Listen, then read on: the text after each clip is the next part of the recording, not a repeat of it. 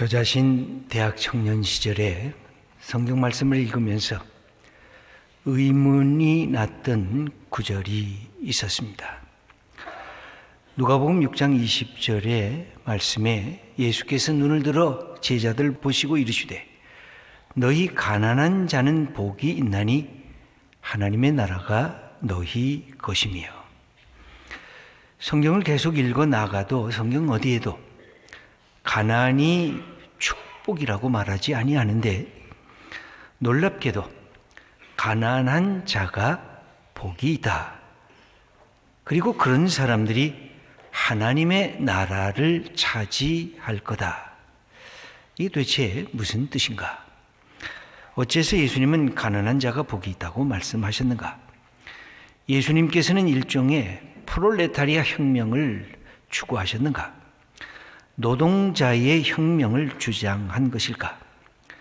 그러나 성경을 계속 읽어보면 그런 것을 부추기는 것 같지는 아니하다 하는 생각이 들었습니다. 하지만 여러 생각들이 복합적으로 제 자신에게 들어왔던 기억이 있습니다. 성경에서는 부와 재물을 하나님의 선물이요 하나님의 축복이라고 말씀을 해주십니다. 하나님께서 이스라엘 백성을 이끌어가고 있던 모세를 향해서는 이렇게 재물과 돈 버는 것, 이것이 하나님께서 주신 능력임을 다음과 같이 말씀을 합니다. 신명기 8장 18절을 보면 네 하나님 여호와를 기억하라. 그가 네게 재물 얻을 능력을 주셨음이라. 재물 얻을 능력을 하나님께서 우리에게 주신다는 것입니다. 담임 목사인 저는 우리 성도님들을 위해서 기도하면서 이런 재물 얻을 능력을 우리 성도님들이 받게 하시옵소서 기도합니다.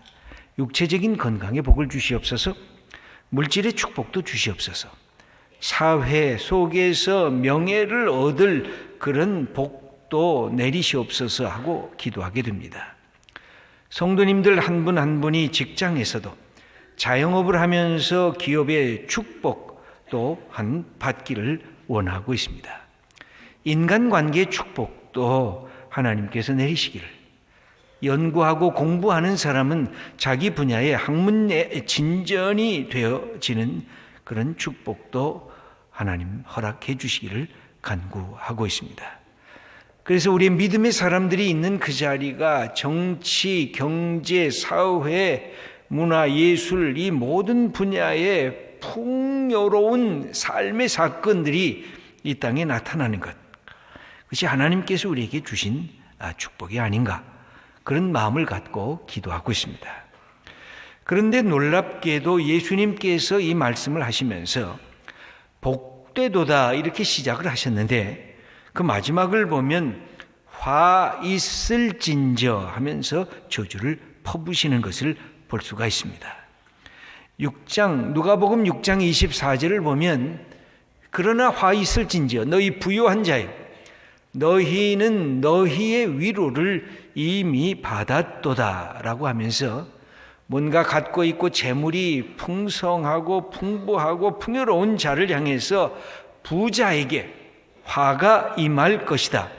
세상 말로 말하면 악담을 퍼부으셨습니다. 이런 모순된 문장, 이런 것이 어디 있을까 하고 우리가 질문하게 됩니다.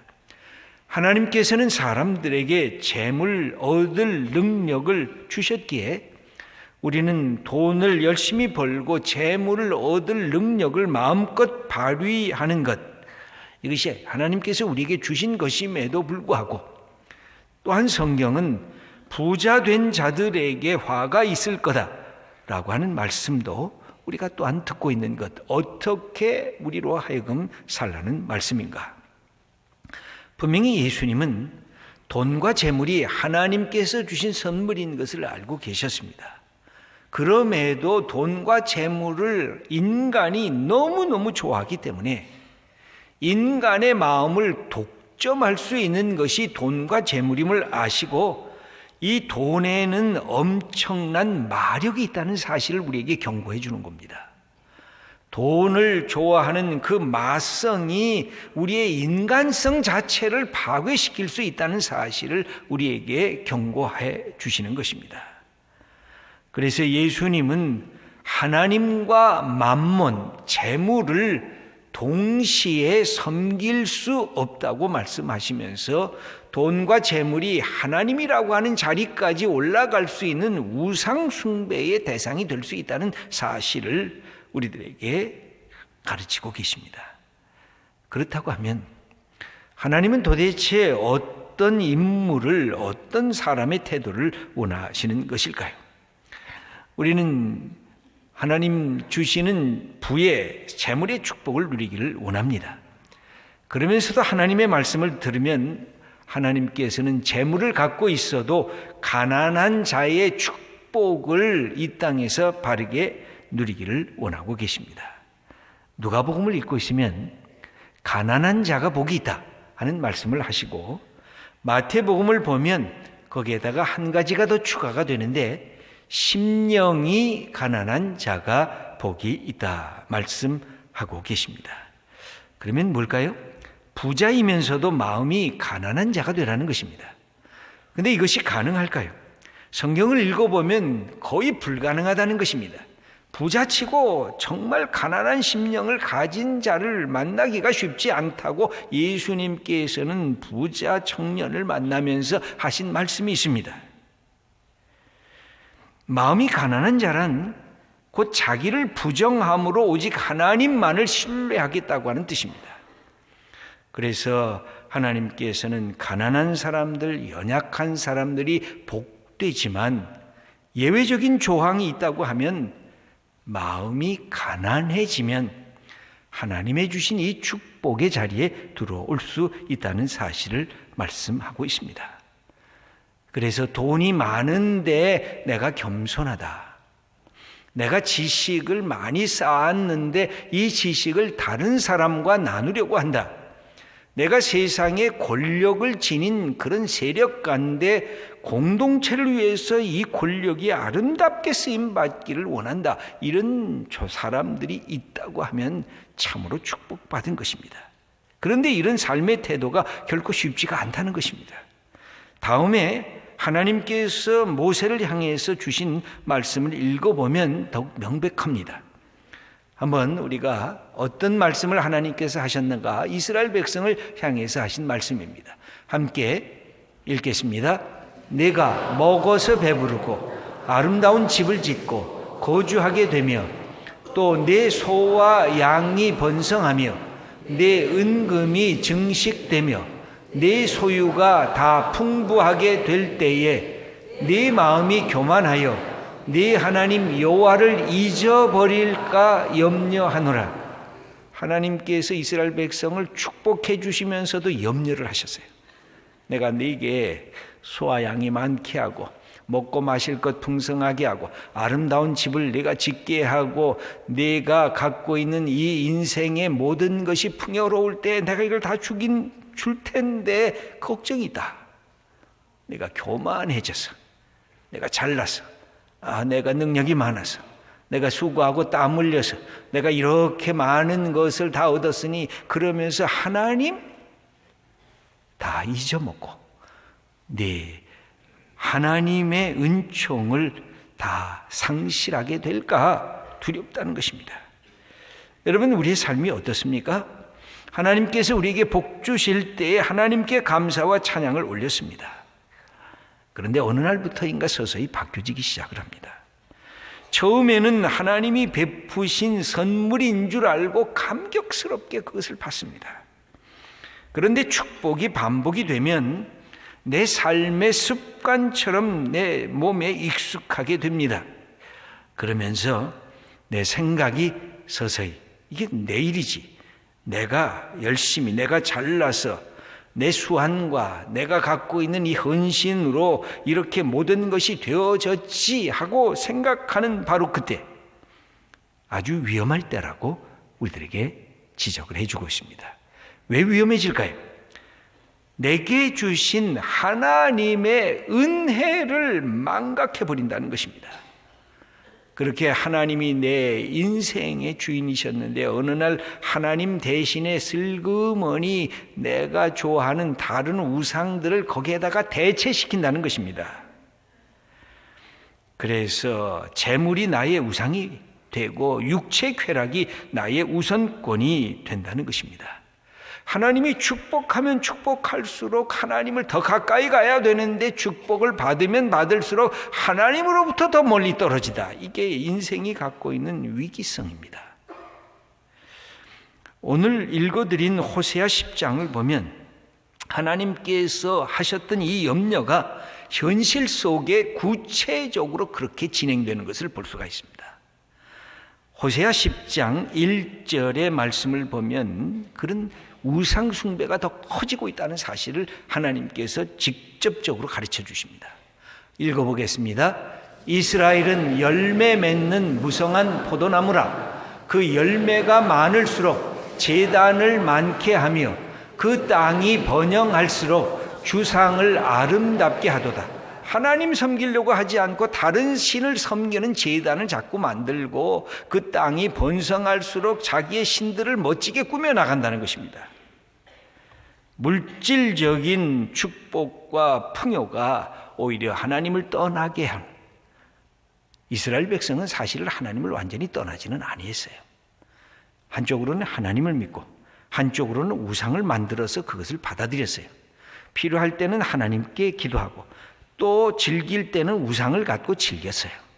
그래서 이 마음이 두 조각이 났다는 것입니다.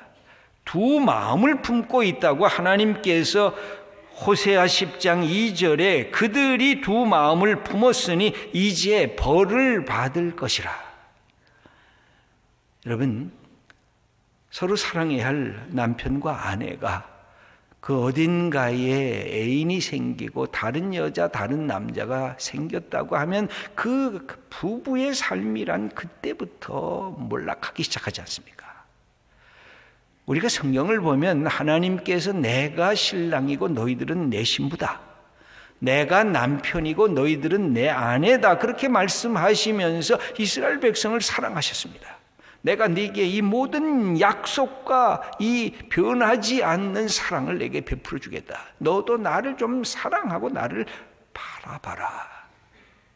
그것을 거절하게 됐을 때 하나님께서 진노하시게 된 것입니다.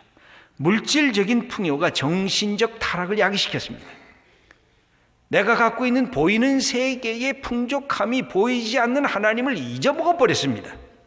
하나님을 아예 대체했습니다. 그때 하나님의 탄식 소리가 들려옵니다. 네가 모양은 그럴듯하지만 거짓 믿음을 갖고 있구나. 네가 거짓 신뢰를 해서 하나님을 신뢰하지 않고 세상 잡것들을 네가 신뢰하는구나. 그러면서 오늘 본문의 13절 말씀을 하나님께서 탄식하는 말씀으로 우리들에게 이 이스라엘 백성들에게 가르치는 것입니다. 한번 읽어보겠습니다. 너희는 악을 밭가라 죄를 거두고 거짓 열매를 먹었나니 이는 네가 네 길과 네 용사의 많음을 의뢰하였음이라. 네가 의뢰하는 게 뭐냐? 네가 신뢰하는 게 뭐냐? 네가 트러스트하는 게 도대체 뭐냐? 네 잘난 것 네가 트러스트했고 네가 갖고 있는 뭔가 그 소유물들, 그 많은 용사들 같은 것들을 네가 신뢰했는데 그것은 하나님을 떠난 거다. 오늘날의 우리의 표현으로 말하면 네가 네 건강을 그렇게 신뢰했구나. 네 재산을 그렇게 신뢰했구나. 네 능력, 네 권력을 그렇게 의지했구나. 네가 얼마나 잘난 인간인지, 네가 얼마나 힘있는 존재인지를 과시하고 싶어 했구나. 그러면서 하나님을 잊어먹고 악을 밭을 갈았다는 것입니다. 그래서 거짓 열매를 맺었던 네 인생이 아니냐. 하나님을 자기의 길, 하나님을 자기의 능력으로 삼지 않았고 멋대로 인생을 살아갔던 그 모습을 하나님께서는 지적하고 있습니다. 그것은 부드러운 옥토의 마음이 아니었습니다. 딱딱히 굳어버린 묵은 땅과도 같았습니다. 하나님께서는 말씀하십니다. 네가 갖고 있었던 지금 묵은 땅, 그것을 기경하라, 가라, 뒤집어 엎으라. 자기 갱신을 해봐라. 자기 혁명을 시도해봐라. 기독교적인 우리의 성경적인 말로 표현하면 회개를 좀 해봐라. 여러분, 회개란 하나님이 주신 최고의 축복입니다. 자기를 변화시킬 수 있는 것, 내가 하나님 앞에 나갈 수 있는 것, 내가 하나님의 주신 은총을 받을 수 있는 것, 이게 회개의 가장 결정적 하나님이 주신 축복입니다. 그러므로 오늘 이 호세아를 통해서 하나님은 다음과 같이 12절 후반부에 이렇게 말씀을 합니다. 읽겠습니다. 너희 묵은 땅을 기경하라. 지금이 곧 여호와를 찾을 때니 마침내 여호와께서 오사 공의를 비처럼 너희에게 내리시리라. 여기 보면 너희의 묵은 땅을 기경하라 그랬습니다.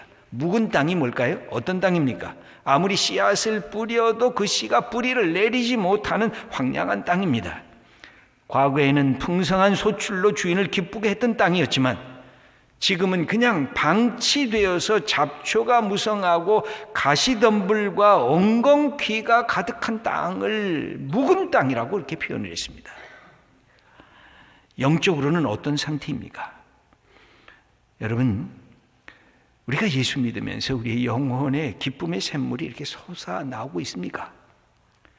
예수를 믿으면서도 내 영혼의 기쁨이 없으면 나 자신의 영혼의 상태가 지금 어디인지를 점검해 볼 필요가 있습니다. 나는 그냥 내 영혼을 방치해 놓은 것은 아닌가? 영적인 즐거움을 잃어버린 그 채로 그냥 놔둬버린 것은 아닌가? 그래서 내 속에 영적인 힘과 영적인 능력을 상실하고 있는 것은 아닌가? 내 신앙은 습관화된 타성화된 믿음에 머물고 있는 것은 아닌가?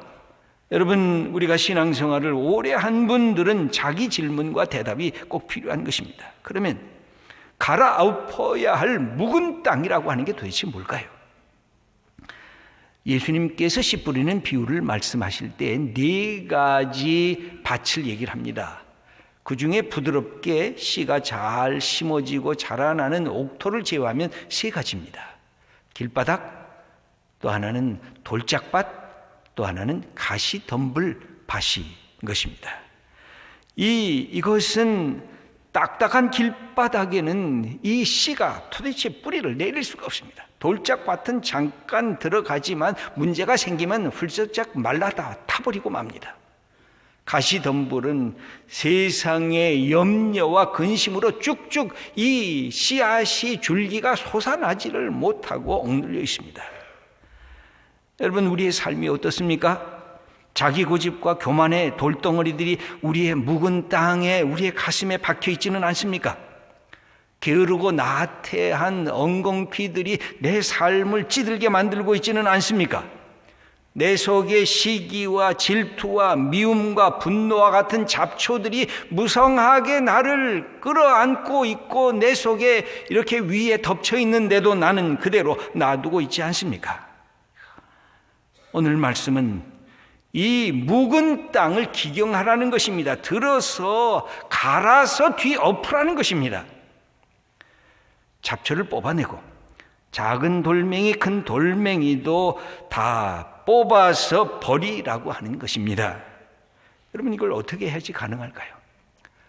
여러분, 우리 속에 있는 이것이 어떻게 해야지 가능할까요? 진정한 믿음으로 다시 되돌아가야 됩니다. 오늘 12절 전반부에서 이 사실을 우리들에게 말씀해 줍니다. 한번 함께 읽겠습니다. 너희가 자기를 위하여 공의를 심고 인애를 거두라. 너희 묵은 땅을 기경하라. 지금이 곧 여호와를 찾을 때니. 여러분, 지금이 여호와를 찾을 때라는 겁니다. 내일로 미루지 말라는 것입니다. 오늘 결정하라는 것입니다.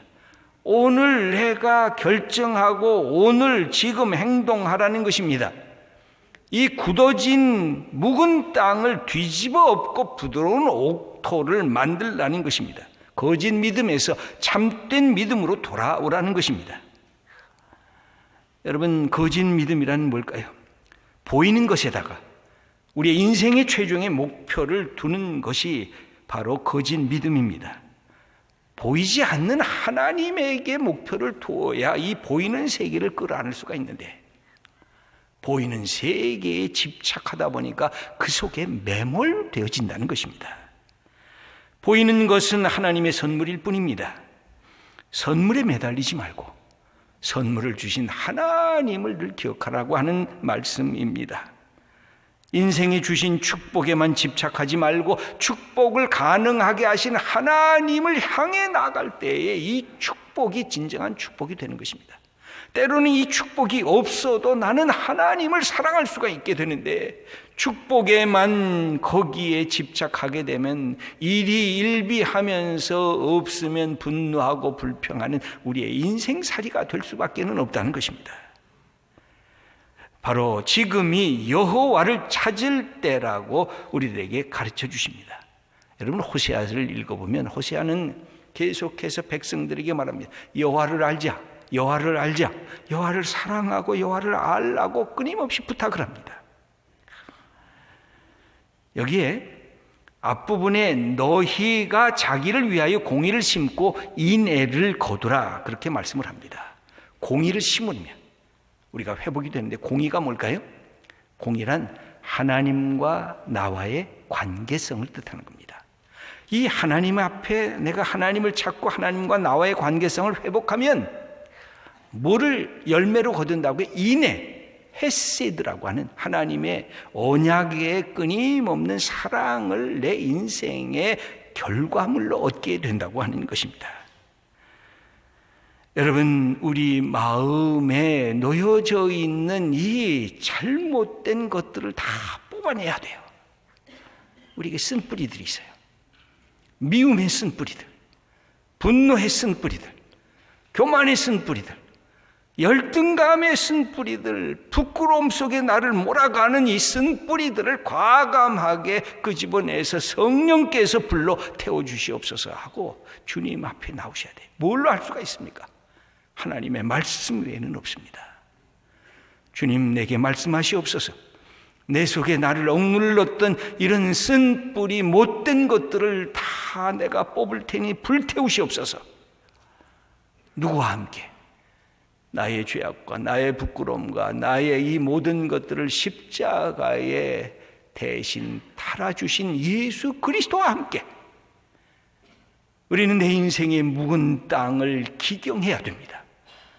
그리고 하나님께서 원하시는 그 자리에 나아가야 하는 것입니다. 하나님의 말씀이신 예수님을 알면 우리가 하나님을 더욱더 알게 되어 있습니다. 예수님을 사랑하면 우리가 하나님을 더욱 사랑하게 되어 있습니다. 여러분, 우리를 억압하고 있는 것이 도대체 뭘까요?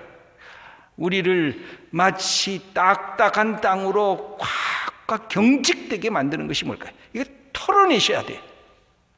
하나님, 올 새 한 해를 새롭게 맞습니다. 하나님, 나를 억눌렀던 것들, 하나님의 말씀을 받으면 탁탁 배타했던 것들, 내 속에 의심의 쓴뿌리들, 내 속에 사람을 보면 미워하는 이 쓴뿌리들, 내 속에 쉽게 그냥 화를 벌컥벌컥 내는 이 쓴뿌리들, 내 속에 한 맺힌 것처럼 내 속에 뿌리 박혀 있는 이 한 맺힌 것들을 토해내셔야 돼. 나를 열등감으로 내가 사람 앞에 서면 주눅들게 하는 것들, 하나님께서 우리를 하나님의 아들로, 하나님의 딸로 회복시키기를 원하세요. 올 한 해 여러분, 우리가 예배드리면서 말씀드리면서 하나님 앞에 기도하면서, 주님, 이제 나와 함께 하세요. 내가 묵은 땅을 기경하겠습니다. 다 둘러 엎치겠습니다. 그리고 이제 하나님의 말씀으로 나를 채우겠습니다.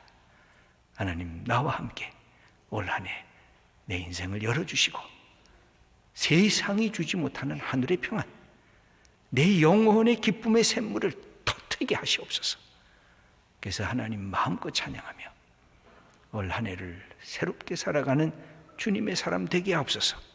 이렇게 기도하며 나가는 복된 성도님들 다 되시기를 축원합니다.